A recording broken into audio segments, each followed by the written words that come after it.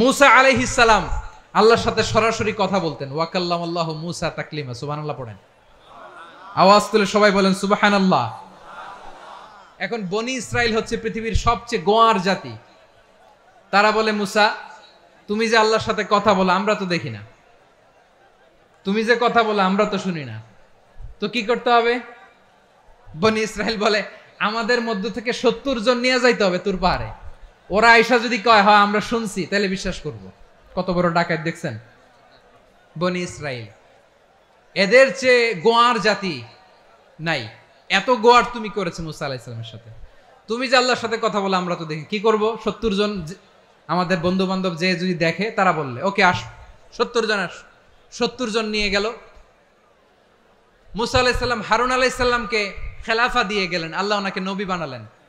মুসা আলাইহিস সালাম বললেন, হারুন খবরদার, বনি ইসরাইলের মধ্যে তাওহীদের বাণী প্রচার করবা, ঐক্য ধরে রাখবা, বিচ্ছিন্ন হতে দিবা না। চলে গেছে। এইদিকে বনি ইসরাইলের এক দুষ্ট লোক ছিল, নাম সামিরি। কি নাম? সামিরি। সে সবাইরে বলল, তোমাদের স্বর্ণগুলো ফালাও। স্বর্ণগুলো ফেললো। বনি ইসরাইলের স্বর্ণগুলোকে গলিয়ে সে একটা গরুর বাচ্চা বানালো। গোবৎস। কিসের বাচ্চা? দেখেন গরুর পূজা কিভাবে শুরু হয় পৃথিবীতে প্রথম। গোবৎস পূজা, গরুর বাচ্চার পূজা কিভাবে। সে স্বর্ণ গলি গরুর বাচ্চা করে, জিব্রাইল আলাইহিস সালাম যে জমিনে এসেছিলেন, ওই ফেরেশতার পায়ের নিচের একটু মাটি সে বুদ্ধি করে প্যাকেটে রেখে দিছিল। সে গরুর বাচ্চা বানায় স্বর্ণ দিয়ে গলিয়ে ওই মাটি এটার মধ্যে ঢুকাই দিছে ভেলকি দেওয়ার জন্য। স্বর্ণ দিয়ে বানানো গোবৎস গরুর বাচ্চার গায়ে যখন সেই মাটি ছুঁড়ে দেয়া হলো, এখন বাছুরের ভেতর থেকে ভ্যাঁ ভ্যাঁ আওয়াজ আসতেছে। কি আসতেছে? সবাই তো অবাক। সামিরি বলে, আরে তোমরা যে 70 জন দিয়ে মুসা আলাইহিস সালাম রে পাঠাইছো, ওইদিকে এত ঘুরতেছে, আল্লাহরে খুঁজে পায় না, আল্লাহ তো এটার ভিতরে ঢুকছে। নাউজুবিল্লাহ বলবেন না? তোমরা যে 70 জন দিয়ে পাঠাইলা, 70 জন নিয়ে মুসা আলাইহিস সালাম খালি ঘুরতেছে, আল্লাহরে পায় না। পাবে কেমনে? আল্লাহ তো, নাউজুবিল্লাহ, এটার ভিতরে সেজদা দাও। এই সেজদা দিয়ে গেল। আল্লাহর নবী হারুন আলাইহিস সালাম বললেন, খবরদার, এটা সুস্পষ্ট শিরক। আল্লাহ সব গুনাহ মাফ করে, শিরকের গুনাহ মাফ করে না। খবরদার, তোমরা থামো। কে শোনে কার কথা? এই যে যেমন এখন আপনারা আমার কথা শুনতেছেন না? শুনতেছেন? হারুন আলাইহিস সালাম বললেন, খবরদার, এই শিরকি কাজে তোমরা সংযুক্ত হয়ো না। তোমাদেরকে কি মনে নাই আমার ভাই মুসা আলাইহিস সালাম কি বলছে? আল্লাহ শিরক মাফ করে না। খবরদার, শিরক করো না, আল্লাহরে ভয় করো। হারুন আলাইহিস সালাম তাদেরকে বুঝালেন, শিরক করো না, আল্লাহরে ভয় করো। শুধু এতটুকুই তিনি বুঝালেন, দাওয়াতি কাজ পালন করলেন, কিন্তু প্রতিরোধ করেন নাই, সশস্ত্র সংগ্রামে লিপ্ত হন নাই, বাধা দেন নাই। কারণ গৃহযুদ্ধ বেঁধে যেতে পারে। উনি ভাবলেন, আমি যদি আমার বাহিনী নিয়ে দাওয়াত দেওয়ার সাথে সাথে প্রতিরোধ করি, আক্রমণ করি, ওরাও আমারে আক্রমণ করবে, ব্লাডশিট হবে, রক্তপাত। এমন অবস্থা হবে বনি ইসরাইলের মধ্যে, যেটা হয়তো আমার ভাই মুসাও কন্ট্রোল করতে পারবে না। সুবহানাল্লাহ কইবেন না? এক একজন নবীকে আল্লাহ তাআলা কি ইন্টেলেক্ট দিয়ে পাঠিয়েছেন। তিনি ভাবলেন, আমি দাওয়াতি কাজটাই করি, এটা যে হারাম এটা থেকে শুধু বারণ করি, কিন্তু প্রতিরোধ না করি। আমি যদি ঐক্য ধরে রাখতে পারি, বাকিটা আমার ভাই সামলে নেবে। সুবহানাল্লাহ। হারুন আলাইহিস সালাম প্রতিরোধ করলেন না। বনি ইসরাইলের মধ্যে গৃহযুদ্ধ বেঁধে যাওয়ার আশঙ্কায় প্রতিরোধ করলেন না, আক্রমণ করলেন না, শুধু দাওয়াত দিলেন। ইন দা মিন টাইম মুসা আলাইহিস সালাম আল্লাহর সাথে কথা বলে যখন ফিরে আসলেন, দেখলেন বনি ইসরাইলের অধিকাংশ লোক মুশরিক হয়ে গেছে। মুশরিক হয়ে গেছে। মুসা আলাইহিস সালাম রেগে গেলেন। রেগে প্রথমে বনি ইসরাইলদেরকে অ্যাটাক না করে ভাইয়ের দাড়ি ধরলেন। হারুন আলাইহিস সালামের দাড়ি আর চুল। মেজাজি নবী ছিলেন। হারুন, তুমি কি করলা? তোমারে কি দায়িত্ব দিয়ে গেলাম? তুমি কি করলা? তুমি থাকতে বনি ইসরাইল কেমন করে শিরকের কাজে নিমজ্জিত হয়ে যায়? সাইয়েদনা হারুন আলাইহিস সালাম বললেন, ইন্নী, কোরআন সাক্ষী, কোরআন থেকে কোট করছি, ইন্নী খাশিতু আন তাকুলা ফাররাকতা বাইনা বনি ইসরাঈলা ওয়া লাম তারকুব কওলি।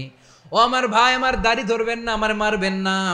আমি ভয় করেছি, আমি ভয় পেয়েছি, না জানি আপনি বলেন তুমি কেন খাশিতু আন তাকুলা ফাররাকতা বাইনা বনি ইসরাঈল, আপনি এসে আমারে যদি বলেন তুমি কেন ঐক্য ধরে রাখলে না, কেন মারামারি হলো, কেন রক্তপাত হলো? তোমারে কি এই দায়িত্ব আমি দিয়েছিলাম? আমার কথার দিকে কি তুমি ভ্রুক্ষেপ করো নাই?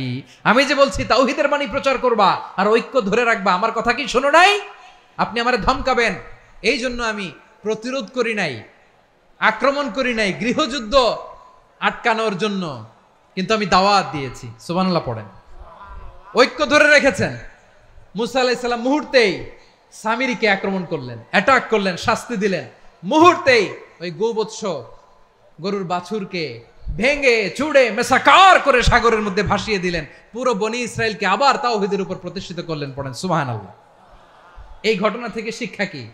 শিক্ষা হচ্ছে আপনি শিরকের আড্ডাখানা দেখলেও বৃহৎ স্বার্থে তাওহীদের দাওয়াত দিবেন, প্রয়োজনে আপনি ঐক্য নষ্ট করবেন না। সুবহানাল্লাহ পড়বেন না?